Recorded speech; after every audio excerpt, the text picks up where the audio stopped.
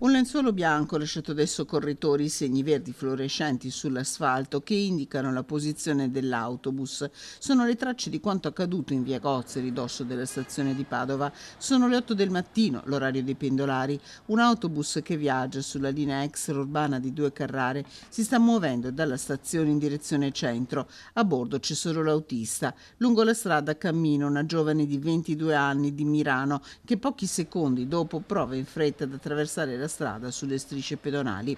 L'impatto tra la giovane donna e l'autobus è violento, con la 22enne sbalzata sul vetro e trascinata per qualche metro. Immediati scattano i soccorsi, in tanti accorrono. I sanitari le prestano le prime cure per poi trasferirla al vicino ospedale, dove arriva in condizioni molto serie, ma secondo i primi riscontri non in pericolo di vita.